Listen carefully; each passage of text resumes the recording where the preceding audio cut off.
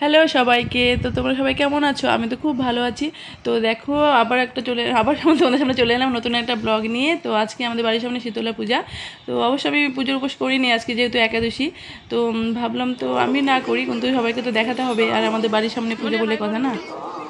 Hello hello guys, welcome back to channel Barna lifestyle. Barna লাইফস্টাইলে অনেক অনেক ওয়েলকাম। আজকে ব্লগটা মন্দির থেকে স্টার্ট হলো, তাই তো? থেকে করেছি না এখান থেকে। আচ্ছা, মন্দির থেকে স্টার্ট হলো। আর আমি হচ্ছে বর্ণার ননদ একদম, তার জন্য আমি আজকে ব্লগটা স্টার্ট করছি। চ্যানেলটা সাবস্ক্রাইব করনি তারা প্লিজ চ্যানেলটাকে সাবস্ক্রাইব করে দেবে। যারা ফেসবুক থেকে দেখছো, যারা ফলো করনি ঝটপট ফলো করে দেবে। ভিডিওটা ভালো লাগলে লাইক কমেন্ট শেয়ার করে দেবে। চলো ভিডিওটা দেখতে থাকো। তো তোমরা তো দেখলে আমার সাথে কথা বললো যে ও আমার ননদ হয়, আর অনেক দিনের সম্পর্ক ওর সাথে। আমার নিজের ননদ না, কিন্তু নিজের থেকেও বেশি। যেহেতু আমার ছেলে মেয়েকেও পড়াতো, মানে আমার ছেলে মেয়ের দিদিমণি বলতে পারো। তো খুব ভালো। আর পড়াতে আসতো যখন, ওর সাথে আমার ভালো একটা সম্পর্ক হয়েছিল ননদ বৌদির। তো অনেক ধরনের গল্প করতাম আমরা, তখন ওর বিয়ে হয়নি, ও বাড়ি ছিল। তো তখন থেকে একটা সম্পর্ক ভালো, আর ও ভালো ব্লগ করে। আর এখন ও পুরো ফেমাস হয়ে গেছে। আর তোমরা তো অনেকে জানো, সুরভি স্নিগ্ধা ব্লগ এরকম একটা কিছু হবে, আমি অত মনে আসছে না এখন। ওর ব্লগ আমার খুব ভালো লাগে, ও খুব সুন্দর ব্লগ করে। আমি তো দেখি ওর ব্লগগুলো, তোমরাও দেখবে। আর আমি তো পুজোটা করতে পারিনি, আর আমার শাশুড়ি করতে পারিনি, যেহেতু আমার শাশুড়ি বউ দুজনেই উপোস ছিলাম একাদশীর। তো বাড়ির সামনে পুজো, তো খারাপ লাগছিলো। তো এরপরের যে পুজোটা হবে সেটা করবো। আর আজকে তো প্রচণ্ড গরম পড়েছিল, আর এখানে অনেক ভিড় হয়েছিল আজকে। আপাতত এখানে একটাই মন্দির, তো পুজো এখানেই হয় আমাদের, এখানে অন্য কোথাও হয় না। আর শীতলা পূজাটা করা সবারই ভালো। আর আমাদের বাড়ির সামনেই তো সব মন্দির, আর তোমাদের তো আগেই বলেছি। আর একটার পর একটা পুজো লেগেই থাকে। এরপরের শনিবারে যে বাড়ির পুজো হবে, তখন দেখি করতে পারি। ইচ্ছা তো আছে, দেখি কি হয়।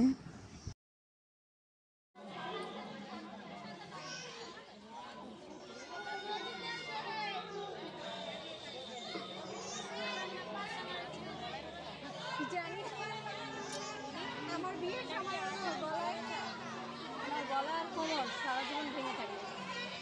আমার জীবনে ব্যথা, ঘাড়ে ব্যথা।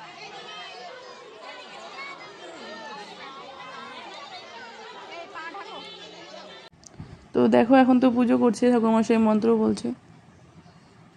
আর এখন আমি মন্দিরের সামনে যেতে পারছি না, যেহেতু ওরা হচ্ছে উপোস করছে, আমি করিনি, আমি পিছনে ছিলাম। তো মায়ের মুখটা তো প্রথমে দেখাতে হতো, আমি তো দেখাতে পারলাম না, যেহেতু ভিড় ছিল ওখানে। তো দেখাবো। আর বাড়ির সামনে পুজোর মজাই আলাদা, আমাদের বেশি দূরে যেতে হয় না, এটাই ভালো লাগে।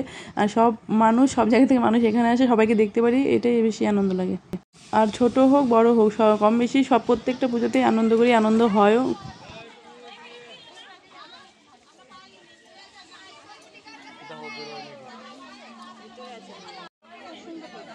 মিষ্টি না মুখটা দেখতে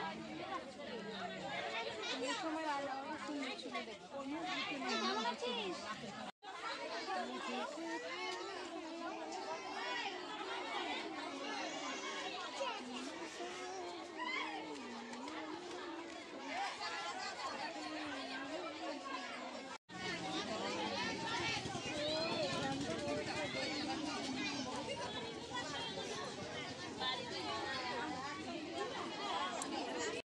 তো পুজো তো শেষ হয়ে গেল, এখন আমি আসলাম মন্দিরের সামনে। তো দেখো, মায়ের মুখটা খুবই সুন্দর।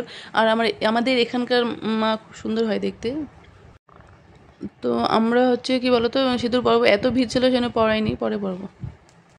তো পুজো তো কমপ্লিট হয়ে গেল, এখন সব প্রসাদ বিতরণ করা হবে, সবাইকে প্রসাদ দেবে। যারা হচ্ছে পুজো করছে তারা প্রসাদ খেয়েই বাড়িতে যাবে। তো যেহেতু আমরা একাদশী করেছি, তো একাদশীর দিন তো এই পুজোর প্রসাদ খেতে পারবো না। তো ভিডিওটা আর বড় করছি না, এখানে শেষ করছি। আর খুব তাড়াতাড়ি দেখা হচ্ছে তোমাদের সাথে।